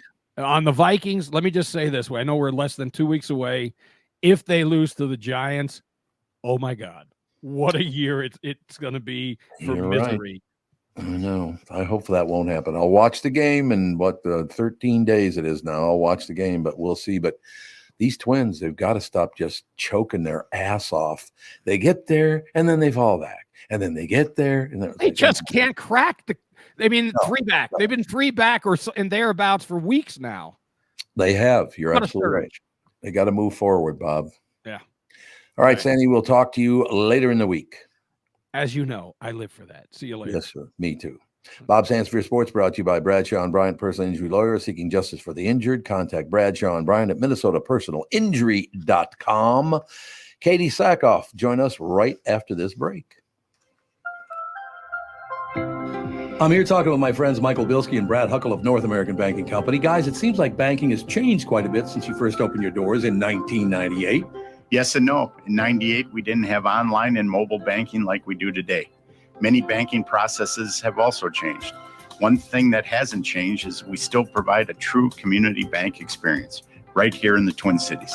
Our team takes the time to get to know our customers and their goals. This creates a relationship that is unique in banking today and one our customers appreciate. It's why we like to say we provide a better banking experience. You're absolutely right, Brad. I've been a customer for a long time. The service your team provides is phenomenal. Thanks, Tommy. So why not bank with my banker, North American Banking Company, a better banking experience, member FDIC, equal housing lender. The past several years have been the craziest in the history of the car business. The pandemic, supply chain and chip issues, all causing extreme inventory shortages that led to, predatory pricing. Some dealers charge thousands of dollars over MSRP. We never played that game. I'm Jim Paul of Valley Buick GMC. We knew that would leave a bad taste in a customer's mouth. More importantly, from an integrity standpoint, it was just wrong. So what about the current market? Inventory and pricing. Valley has their best inventory in years. Really all the Buick and GMC models. Even the previously hard-to-find Yukons, HD pickups, and Hummer EVs. Plenty of deep discounts. Many with factory rebates and low-interest financing. Then it's a good time to buy? It's a great time. We're welcoming our previous customers back, as well as anyone else that felt the treatment just didn't feel right the last time somewhere else. Valley Buick GMC in Apple Valley and Hastings or valleycardealers.com. Car buying without the bad aftertaste. You're listening to the Tom Barnard Podcast. We are back, ladies and gentlemen. Katee Sackhoff with us. Katee launched her own podcast called The Sackhoff Show. Podcasting. Katee, you want to be called Kate or Katie? Because it says both on the sheet. Does it? Katie. My mom calls me Kate. Yeah, because I don't know why they did that, because I've always heard your name as Katie's, but it says at the very top, Kate Sackhoff. So I didn't, I thought you maybe had moved on and got classy or honest or something. No, turned into an adult. No, that was always my concern about Katie. I was always like, it sounds like such a little girl name. And I think the weird thing that happens as you get older is I still feel like a child. So it fits my brain. So it's fine. Well, I actually, my wife has a niece whose name is Katie, and she's got to be probably 35, 40 years old now, but she likes being called. Katie's a good name. Yeah, I like it as well. I'm a Catherine, so really when the shit hit the fan in high school, I think I was called Catherine. But I haven't been called Catherine, but my husband and my mom, and I think it's just maybe my brother calls me Kate as well, my sister. But it's I don't know. Yeah, not a lot of people. My wife's name is Catherine as well, and she doesn't hate it, but if you know her, I suppose I never call her Kate. I just call her Catherine. That's how I've always known her. I've known her for 44 years, but yeah. Some people start throwing that Kate out. She's like, okay, enough with that. I don't even know you well enough for you to call me Kate. Shut up. Yeah, I have this girlfriend of mine who calls me Kitty Cat too, and I'm like, I don't know where that's from. I've heard that before too. You're absolutely right. No question about it. Ladies and gentlemen, Katee Sackhoff, best known for playing Lieutenant Kara Starbuck Thrace on the Sci Fi Channel television's program Battlestar Galactica. Hell of a good show, as a matter of fact. So, what inspired you to get into podcasting? So, what's funny is my husband and I sort of right before the pandemic and then during the pandemic, created a YouTube channel, and I loved doing the episodes. We had so much fun. And it was really, as everyone who's done this knows, really difficult. Our episodes were really grand scale. And there's just no way that I could continue it while I was working at the same time. And what I realized, what I loved about it was actually the conversations and the interview aspect of the episodes that we were doing. And then at the same time, I was having these wonderful, authentic conversations with my friends and that, are all in the industry, and realizing that I was like, God, I wish people knew this side of you, Speaking of, let's use Trisha Helfer as an example. Trisha Helfer, they see her one way. Trisha's one of my best friends. I see her a very different way than a lot of the people, the fans do, because she's my best friend. Like I know her like so well. So I was like, I would love to have a podcast where I sit down with people I know, people I don't know, that I haven't worked with, that I just admire, and have real, two friends over coffee conversations, and, just put a microphone in front of their face. And so that's what I started doing. And the fans really, really responded to it. And the show is just like doing gangbusters. So, and I love it. It's a lot of work, which I know, and it's just another aspect of my career now. And I couldn't love it more. Do you, I don't know if you or your husband or the people who call in, does it ever get political? So, there are times, but I really, what's important to me is that everybody feels comfortable listening to this show. Right. Our world, our country has gotten so politicized. Yes. And I am a firm believer that there are things that you can talk about with your friends and things that you can't. And there's always something you can sit down and have a beer with someone over. Yeah. I don't care if we disagree. If you're a good person, we're friends. See, Katie, that's exactly what we've been talking about this morning. I have some friends that are very, very liberal. I have some friends that are very, very conservative. I'm kind of stuck in the middle. I've tried being, a Democrat, and I've tried being a Republican, and I just kind of want to be in the middle of it all. But they, honest to God, some people go, I could never. We were talking about this all morning. I have friends that I dearly love that are very extreme in their politics, but I don't have to get involved in it. So they talk about it. I don't care. Good for you. We've had different lives, Katie. We know that, right? Of course. We all go into our politics. We go into every situation in our life differently than the person standing next to us would, because we have different circumstances that we go into everything with. So you can't necessarily say, how do you believe this, or why do you believe that? I think at the end of the day, what it comes down to is that it's existing in a place of respect.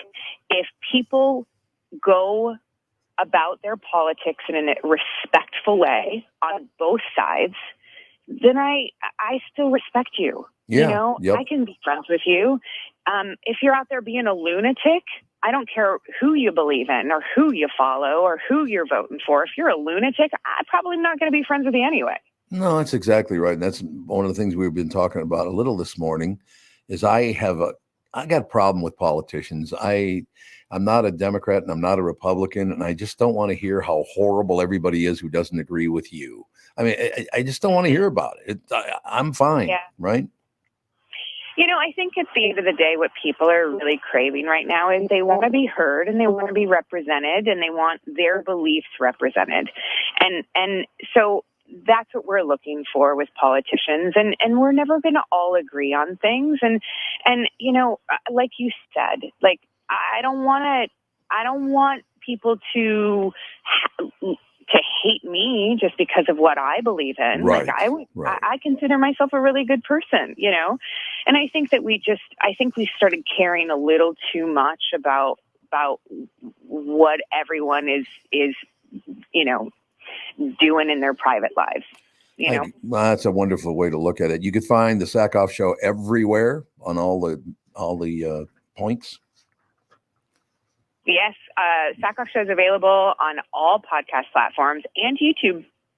Magnificent. We'll come back and we'll talk more about this, Katee. Thank you. Thank you so much. You have a good one. You too. Bye. Katee Sackhoff, ladies and gentlemen, the Sackhoff Show, available on all platforms, just like this show is. Did they ever break down like which platform your show does better on than others? You can get and you'll get like obscure platforms that nobody's ever heard of. Where you'll get, like, 0.5% of your listeners will be. So they're able to track everything. Yeah. I suppose that is true. I want to run down just a couple of headlines because I was going to get them earlier in the show, but I've been yammering too much, so I couldn't get to them. Yeah, let's get to them. Here's what I love. I don't even know if I need the answer to this. Is the term empty nest offensive now? I would say yes, it is, because everything's offensive now. Why would you be offended by the term empty nester? I mean, your family, in their mind, they grew up in this nest together, and mom and dad, or dad and dad, and mom, or the kids, or whatever. How could the term empty nester ever be offensive anyway? Yeah, it means that you did a good enough job raising your kids where they were able to move out. And you miss them. Yeah. Right? I mean, I spent, like I said, yesterday, Andy's family, we all went to the swimming pool yesterday, had a wonderful time. Ethan couldn't have been happier. Then last night we had dinner with Alex's family and their children. Couldn't have been a better time. They were rolling down the hill. There are these hills right in front of where we were eating lunch. These children just rolled down the hill. They just loved it. It was magnificent. So I just don't understand how you could be offended by that. Is this a fair point or another case of people being offended by everything? A writer for Slate.com thinks we should stop saying empty nester. No, I'm going to stop saying Slate.com. What do you think of that? That's the first I've heard of it, to be honest. You've never heard of Slate, but it's been around for a long time. Oh, okay. Yeah, a long time. I mean, I don't go on that stuff. She thinks it's a subtly offensive. Oh, so it's a woman that's offended by this. It's subtly offensive or even damaging term because, quote, the word empty conveys only absence. That's because they don't live with you. They are absent, you dope. It's a word you almost never use in a positive way. I would like to know if the author of this article recently had kids move out of the house and then they are just, you know, still in kind of that sad, like, you know, they're just in a sad mood about it. They're like, I miss my kids. I don't want to be called this. And maybe that's why they're writing this article. Because I feel like this is not that offensive of a term. No, and I feel like most people that have kids, like, oh my gosh, I can't wait till they're out of the house. I'm not even going to read this article, just the headlines enough. Is it okay to lie to your friends about what time an event starts? Yes. Why would you do that? 100% it's okay. And I would do it more times Why? than not. Because if I have certain friends where I know if I tell them if 5 o'clock, they're going to show up at 4:30 because they're early, or I have friends that will show up at 7 o'clock because they're just going to roll through whenever. So I will tell them based on who it is a specific time, so that way they'll get there on time. Yeah, but it's not not trying to keep them out. You just know what time they're going to show up anyway. If I know that my buddy Rick is he has a tendency of being late all the time, and we're grabbing dinner at 7. I'm going to say, hey, let's meet there at 6:30. Yeah. Or like, guess what? He's going to show up at 7:05 right on the dot when I kind of want him to be there. So. When I'm trying to leave the house with my girlfriend, then I know we got to leave the door at 6 o'clock. I'm telling her 5:45 because that way a buffer of 15 minutes is going to do well when she's trying to do her hair. Okay, we'll close with this one. And I did guess, and you'll guess too. Ben Affleck might be dating RFK Jr.'s daughter, and her name is Kick. Why would her name be Kick? Because they're going to kick some ass at the polls. RFK. He dropped out. 2028. We threw the 8 in there at the end. I like it. They're going to kick the sadness of being divorced from J-Lo and rebound with Kick. Would you guess that at least her first name also begins with a K, and that maybe even her middle name is Ignacioso or something? Or is it just the 2 Ks that make her Kick? She's a Kit Kat. Okay, here we go. Break me off a piece. Has Ben Affleck already found a new lady? Sources say he's been spending time with Robert F. Kennedy Jr.'s 36-year-old daughter, Kick. He's 52. She's 36.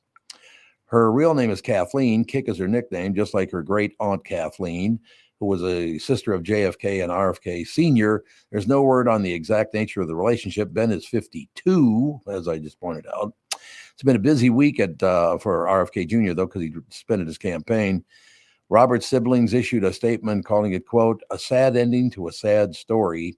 He's only taking his name off the ballot in battleground states. So, yeah, it was why is she called Kick? Because her initials are KK. And thank you, Mom and Dad, for not making the middle name Croatia or something like that. So your name would be KKK, because nobody would like that. Yeah, her middle name is Alexandra. So it's Cack? So Cack. That means you died. Hey, didn't she cack? That means you died. To cack is to die. Nice job, Kennedy's. Typical. Unbelievable. Another home run for the Kennedy family. Yeah, I got to be honest with you. I really like RFK Jr. I know he's got some, extreme opinions, and they all do, but he seems like a hell of a nice guy, doesn't he? Yeah, I mean, I don't know enough about him to make I don't either. I just know the bear story and that he wanted to run for president, but that's right. The bear story wasn't good. No, I'll say he seems interesting. Yeah, that's what I'll say. Yeah, there you go. That's a good way. He doesn't seem like a boring guy. You know who's interesting is Kristen Burt, and she's up next. When you go to a restaurant, you expect the chef to be an expert. You expect your auto mechanic to be an expert when it comes to fixing your car. You judge them both by the results of their work. Josh Arnold is an expert in investments and planning your financial future. Josh Arnold is my expert, and he should be yours too. I talk to Josh every week, and he understands the market and the economy, and he knows how to plan for your retirement. Don't put it off another day. The man with your plan is Josh Arnold. Call Josh now for a no-obligation 48-minute evaluation. You've got nothing to lose, and you'll have an expert planning and managing your financial future. Call Josh at 952-925-5608. That's 952-925-5608. Investment services offered by Josh Arnold Investment Consultant, LLC Security Investment Advisor. Past performance is no guarantee of future results. All investments involve risk. All comments and opinions are Josh Arnold's and do not constitute investment advice. Tom Barnard is a paid endorser. When you need someone to listen, a lawyer you know and trust. If you've never been in an auto accident, it's hard to know what to expect from the insurance adjuster. Here are some tips. 1, if they talk to you about whether or not you should hire a lawyer, it's a good sign that you probably should. 2, it's illegal for them to give you any legal advice. They aren't lawyers, and they aren't licensed to practice law. 3, if they tell you that everyone involved in the accident is at fault, they're wrong. This comes from the belief that you're at fault for just being on the road. That's nonsense and not supported by any law. Finally, remember that friendly adjusters are often just gaining information. They want you to do most of the talking so they can file their report. I'm Mike Bryant from Bradshaw & Bryant. I hope you're never injured in a collision. But if you are, don't sign anything until you've talked to us. Find Bradshaw & Bryant, personal injury attorneys at minnesotapersonalinjury.com. Seeking justice for the injured. Bradshaw and Bryant.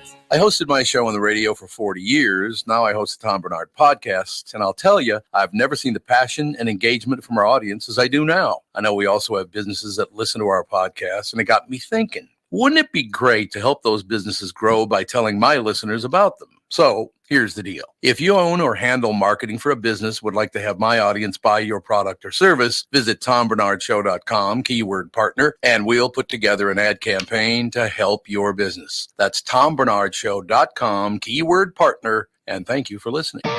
You're listening to the Tom Barnard Podcast. You damn right you are. There's no question about it. So we just talked about Kick. That would be Kathleen Kennedy. Their nickname is Kick. So would you and my lovely wife be Cab or Kib, like kibbutz? I'm Marie, so I'd be Kumb. That doesn't make any sense. Although I will tell you that having nicknames like Kick does is very New England. It is very prep school. I went to school. In fact, people called me Kiki in high school, but I went to school with like legitimate Kikis. Like that was their name. I went to school with Crickets. I went to school with Shoeys. People have very strange old school money names in New England. Well, guess so what? That is not surprising. What was my nickname with the initials TB? Tuberculosis. You got it. Was it really? Yep, that was tuberculosis. Hey, TB, how you doing, tuberculosis? And then, of course, my middle name is Mark, so it's Tomb. I got Tomb as well. TMB, Tomb. What the hell?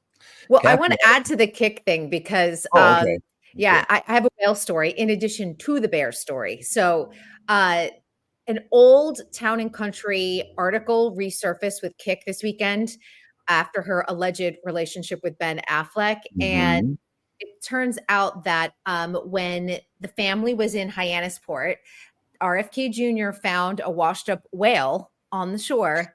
What? And he went and cut off the whale head, strapped it to their vehicle, and drove it 5 hours to their home in New York City. What? In addition to that, because the whale juices were kind of like flying all over the place as the car was moving along the freeway, he made sure his kids had plastic bags over their head with like holes for breathing in their eyes. This is the story she told. It's in Town and Country. Okay. Go ahead and find it. And so they didn't get whale juices on them. And he went because he likes to collect different animal carcasses. This is RFK Jr., by the way. He is a strange one. So now we have a bear story and we have a whale story because AJ was like, oh no, I thought it was a bear. I'm like, oh, it's a bear, but it's also a whale. He can't run for president anymore. Like we can't have, you're supposed to be giving the presidential address and you're off collecting dead animals on the side of the road. Like, what are you doing? That's an odd obsession I feel like to have. It's just like, especially how often are you running into just carcasses on like while you're out of the house that you're like, that would look great in my den. And to have the utensils to cut off a whale head just on the spot. Like, did you have them in the car? Did you go home and get them and come back to somebody? Kennedy compound had murderous weapons. To cut off a whale head too. It's not like, okay, it's a squirrel. Do you know what I mean? It's crazy to think about. But the Kennedys, they're growing up in Massachusetts. I've talked oftentimes, you grow up in the Kennedy lore. Like the mystique is still there even decades after JFK was president. But remember, these people are not great people in general. I mean, there are good members of the family. RFK Jr. is not one of them. Ted Kennedy was not one of them. JFK was not really one of them. So why are we like holding them up on this pedestal? It's crazy. Do you have anybody in your family? How many brothers and sisters do you have? I have one brother. There's one brother. But you still talk to him? Yes. We're not super close, but I do talk to him. But there are people, and I have a member of my family, won't say if it's a boy or a girl, that I haven't spoken to in about 25 years. They just stopped talking to the family. I don't know why. Why does that happen? It's pretty common, to be honest. I have a lot of people that have siblings that are estranged from the family. Sometimes it's over certain beliefs, like the family believes one thing and the other person believes another. And I mean, political beliefs, religious beliefs, like it really gets in the way. For other people, it's trauma and it's healthier for them to cut themselves off from the family, which I don't think anyone should disagree with if you've been abused or anything and you want to go on and live your life.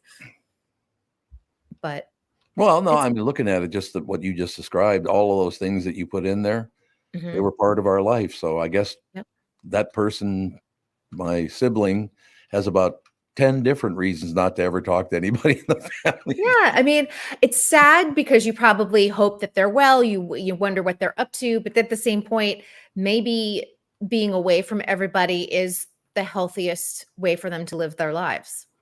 Last time that I had a good time with this person, I was 7 years old, and they were, I suppose, then they would have been 14 when they hauled my father out in a straitjacket and he was screaming and yelling and all that stuff.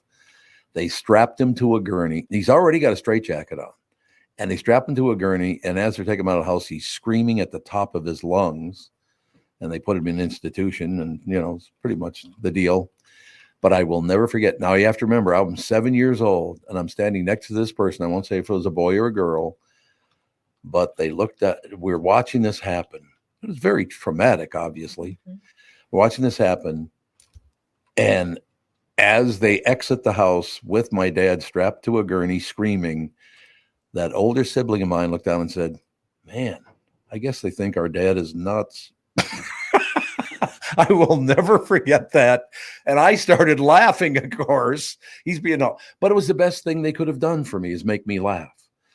And they were maybe delivering the message, you can get over anything, right? Well, you can. I'm never telling you that story. You look like you're going to start crying over there. No, I mean, it's traumatic. But you know what? Everyone's response to trauma is so different. It is. For some people, it's the sort of impetus they need to succeed in life. For other people, they crumble under the pressure of all of that. And you just never know. Don't you kind of wish at times that whether it's political figures, that run the state or run the city or run the country or whatever, they'd be a little more understanding about we didn't all grow up the same. We have all had different lives, Why don't you be a little more giving to people instead of judging everyone because they don't agree with you? I give the example. Mike Gelfand, I love that man, and he and I agree on nothing. There's nothing we agree on, but he's just a wonderful guy. I love the guy, and he loves me too. I don't know why he loves me. That's the part I can't explain, but do you think people will ever understand we didn't go through the same things? We're different, right? Yeah, I think we've unfortunately reached a place that, although I feel like maybe it's gotten a little bit better, I do think, I'm going to say this is going to be crazy, but I do think once we pass the MAGA era, post Donald Trump, I feel like we might be able to swing a little bit more neutral as a country. Yeah, but I mean, you're a psychopath lefty, so that's why you think that. But I'm not, though. I was like, but I'm not, because I am registered as no party preference. But I do think that Donald Trump is probably the most divisive, I'm putting him at the top because there are plenty of divisive politicians on both sides out of them all, because he just has his own way of doing things. He speaks his mind, which some people absolutely adore. But I do think that if we can find more voices in the Republican Party that are not Donald Trump Republicans, but maybe more of like the Mitt Romneys or the John McCains. Obviously, John McCain's no longer with us. I think that you will see the Republican Party reshape itself in the coming years. Well, I think, to tell you the truth, I would agree with you on Trump, but I would also say Biden was the same exact kind of guy. It was all about the money. For both of them, it's all about the money.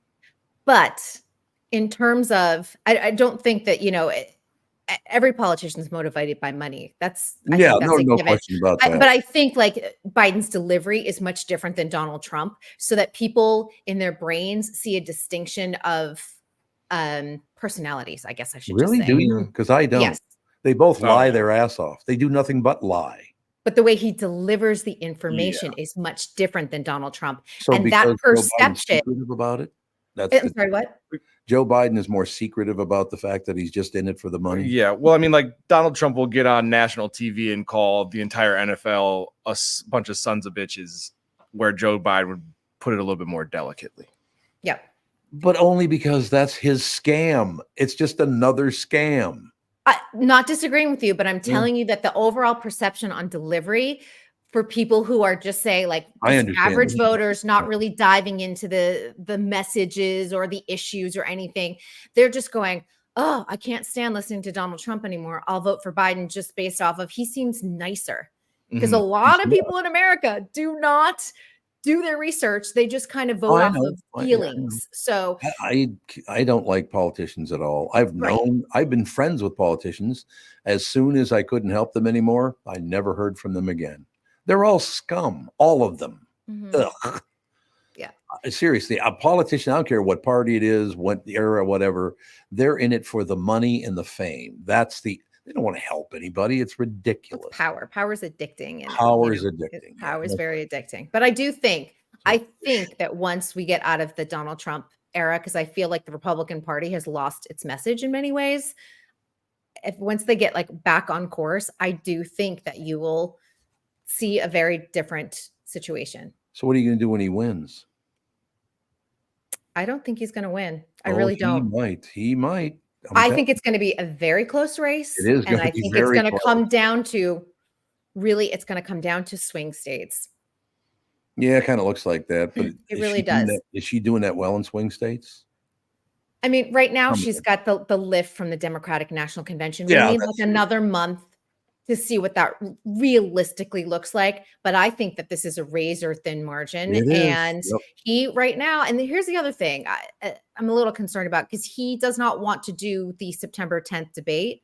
That is also going to be an interesting situation if he chooses not to. Because why didn't he want to do it? See, I don't pay attention to one of these people. Today he just doesn't want to do it on ABC News. He wants to do it on Fox, and well, but ABC News is owned by Disneyland.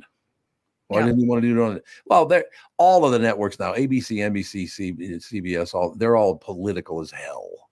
They kiss ass for ratings. That's what that's just Fox. I mean, all of them. They're all in it. Too, yes. CNN, MSNBC, they're all in it together. But but the thing is that Kamala Harris will show up to that debate, and she will get an hour of free promotion if he chooses not to debate her. And anyone on his campaign who says don't bother to show up, I think that's terrible advice. I agree 100%. Yeah. If you don't show up, you just gave me a sign that you're a candy ass. I would debate either one of them, to tell you the truth. Because me sitting here, I could kick their ass in a minute. They have no idea how to debate. Neither one of them do. Mm-hmm. I mean, these might be the two worst choices we've ever had for president. They're both dreadful. Ugh. I don't know. It's been dreadful for a while. Now we've had probably about 3 election cycles where we're like, That's a very good point. You're right about that. But yeah, I think that there's been a lot of mistakes on the Donald Trump campaign, even just from like a basic. I always look at this from a media perspective, even how I cover things on the entertainment side. Like, who is doing their advance team? I've worked on a campaign before, and you do advance work. Like, you go and say, we're going to go to this cafe. Are you friendly to this candidate? Are we going to get like good vibes and good feelings when the media comes in?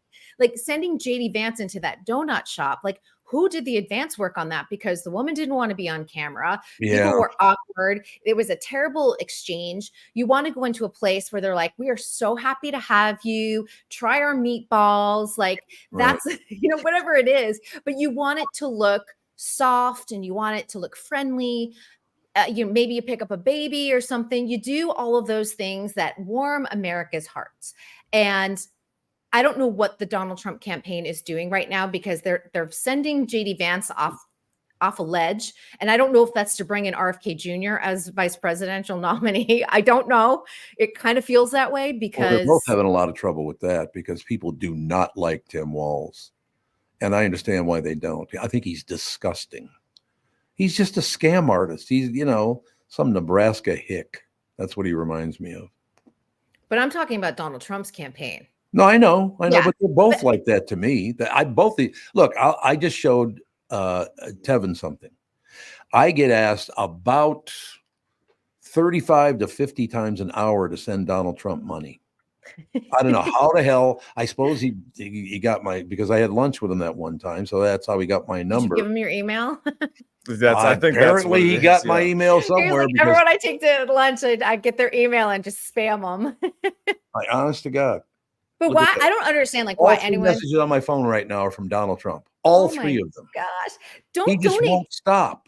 I don't donate to anyone's campaign because I'm like, you have plenty of money. You don't need my money. No, they don't. Absolutely. Well, there should be a cap, like, for how much you can actually spend. Yeah, like a salary cap, like in sports. Yeah, absolutely. But just for Didn't there used to be? There used to be a cap, I thought. I'm not sure, but it's. Ridiculous. I mean, they'd find a way to skirt around that so fast it'd make your head spin.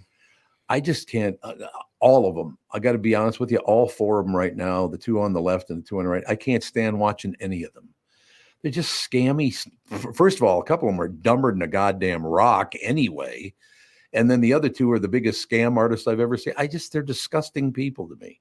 They're politicians. What does that tell you? Yeah, I don't know who wants to go into politics. To me, that's just like, Ugh. I know. It just feels like ick. If you had said like, oh, I'm going into politics 30 years ago, I'd be like, oh, that's interesting. DC is so much fun. Yep. But now I look at it and I go, oh, there's so much ick to it. And I'm sure some people look at my job in Hollywood and feel the same way. Like, there's so much ick to it. But I still feel like Hollywood has some bright spots to it. I don't know if politics does right now. I like too much ick to it. That's a good statement. There's too much ick to it. And by the way, I thought J.D. Vance's book sucked. So let's move on from there. And the movie was just as bad. So the movie was terrible. Yeah, a Ron Howard film too, which I think is really surprising because he's a good filmmaker.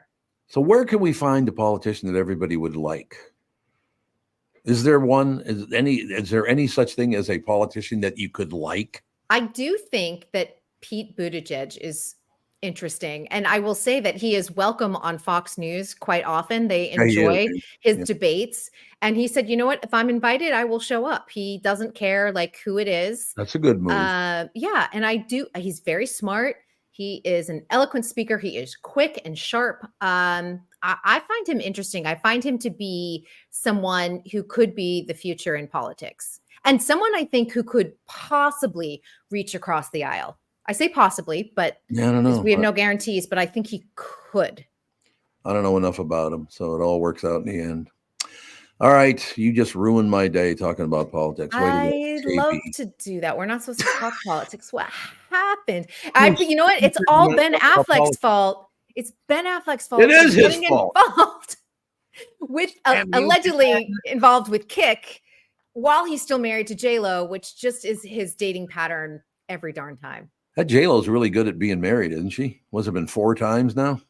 Yeah, but I got to tell you, I think Ben Affleck's really tough to be married to. He's disgusting anyway. I think she's in love with love, and he is someone who has not yet tackled some of his demons in terms of like dating patterns and some of his darkness and what his sobriety journey means. He goes for highs and lows, maybe even without drinking anymore, but he looks for highs and lows in other areas of his life. Do you have 2 more minutes? I do. Because this just came up by coincidence yesterday. 13 years ago, my wife asked me to stop drinking, so I did. Never had any problem with it. I just gave it up, said, okay, you don't want me to drink anymore? I don't care, whatever.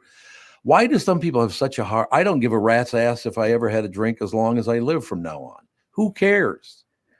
I think that, Ben Affleck comes from a long line of addicts. So his father died from alcoholism. His brother Casey is also sober, who had trouble with addiction. I have someone, both sides of my family have addiction. Alcoholism has been an issue. And my mom, like growing up, because her father was an alcoholic, she always said, pay attention to how much your date drinks, because you're accustomed to going out with family. Yeah. And people drink heavily and your brain starts to, as you're young, you start to think that that is normal. So obviously you guys know I'm not a big drinker, but I also, my husband's not a big drinker either. And I just find that it's just easier. It's an easier way to live because I've seen how it has destroyed parts of my extended family over the years. And I think that for some people, it's just like, oh, I'm drinking too much. I need to either stop drinking or cut back. That's one thing, just saying I have a bad relationship with alcohol versus someone who can't live without it and think they need it to function. I did have a few members on both sides of my family, uncles and stuff, and a couple of that were booze hounds. I mean, they were serious drunks. There's no question about it. So how did I not inherit that? I mean, I was not a good drinker because, as you know, I'd get a little pissed off when I drink. So, could it have gotten worse? Maybe if Catherine hadn't said something to you. Maybe we don't know. We don't know. But she was not liking something about you while you were drinking. She still got stuff she doesn't like about me, and I haven't had it in years. So what's new about that? But she likes you better without alcohol. So that is something. No, it all works out great for again, I started smoking at 11 years old and I quit smoking at 21 because I had heard it's bad for you. So I just stopped doing it. Mm-hmm. I don't know, but maybe there's something maybe I'm not smart enough to get pissed off about not drinking and smoking. Or maybe you're lucky enough to understand where that boundary is, Yeah, and your maybe. brain is okay with like, okay, I'm not going to have any alcohol, or I'm not going to have another cigarette. I'll close with this. I did go to a couple of alcohol anonymous meetings, which I didn't really fit into those either. You know, I'm not judging them. If you need it, you need it. I got no problem with that. There was a guy in there, and he looked a lot like Elvis Presley. I mean, he had the hair, and he always wore sunglasses in the meeting, and he had very flashy clothing and all the rest. He looked kind of like Elvis. And I have to back up because they start the meeting. This is the first time I'd ever seen the guy. They start the Alcohol Anonymous meeting, and about 2 minutes in, he goes, "You don't understand something. I love to drink." I thought, I got to go home. I got to hit the road. He did. He started screaming about how much he loved to drink. Yeah. I think for a lot of people, they do, and they miss it. Someday asked me to tell you about holding an older woman's hand when a young lady was going to read her letter she wrote to Alcohol Anonymous about why she stopped drinking. This woman that was holding my hand gripped my hand so tight I thought she broke it because of what this woman read off of her final letter to her boyfriend. It was like, oh, okay. I don't know, you had to throw that part in, but we all have different lives. So why don't we understand that and just move forward, right? Yeah. Yeah. We all have different journeys. We do indeed. But I like this conversation because you talk about serious things and nobody went, you're nuts. People can agree on anything. We have different lives, right? Mm-hmm. Oh, absolutely. We all have different backgrounds, and no one understands the path you've traveled sometimes. No, there's no question about it. So empathy, sister. Empathy is a good thing. It is a good thing. I wish we had a lot more of it in the world, particularly in our politicians. They have no empathy for anyone or anything. So we'll close with thanks for bringing it up, you pill. You ruined my day. Empathy. Empathy's lovely and nice. It is. I try to end with empathy, and then you're like, every politician, no empathy, none. They didn't have it. They don't care about anybody but the almighty dollar, as my mother Toots would call it. She always referred to it as, the almighty dollar. All right, we'll talk to you later. I'll see you tomorrow. Thank you, my dear. Catherine Bird Entertainment News brought to you by North American Banking Company. Go to nabanco.com to learn more. Member FDIC, equal housing lender. You guys ever get emotional about that kind of stuff? Did you have anybody in your family got off the deep end with drugs or alcohol or politics or any of that crap? No, I don't think I you're really very lucky. Saw any of my parents drink until like after I left for college. Like my dad, he never really drank. My mom, same thing. So yeah, I was never really around. Not big drinkers, not smokers or anything like that either. None of that bad behavior. Yeah, casual here and there for drinking. Nobody really is like super differing political wise from anybody else in the house. My grandpa used to smoke like cigars, I guess, back in the day, but that was like before I was born. Yeah, I guess I had a grandma that she used to chain smoke cigarettes in the morning. Oh yeah. But yeah. Other than that, nothing too crazy. Well, so you've lived wonderful lives. Why aren't you both in a better mood, for Christ's sake? Big babies. It's gonna rain later. I'm not okay. Is it supposed to rain today? Yeah, it's gonna like 6 o'clock. It's gonna start picking up pretty bad. Oh, it is clear and 80 right now. Yeah, it's gonna be hot, and then it's gonna be wet, and then hot. And then starting, what is it, tomorrow or Wednesday? It starts being really, really nice, like 72 and sunny. It's gonna be a little nicer tomorrow. It should get like it is colder nicer tomorrow. To okay. I think like closer to fall weather by the end of the week. One of the reasons I got to explain to people why that conversation went on longer, because nobody else has the courage to do that kind of thing. And so I like to get people's real feelings about stuff like that. I'm glad somebody here has some courage, because this show, you two candy asses. Somebody's picking up all that courage, Bill, and sure as hell ain't me. You big babies. All right, we will talk to you guys tomorrow. Family shows up in about 5-10 minutes, somewhere in there.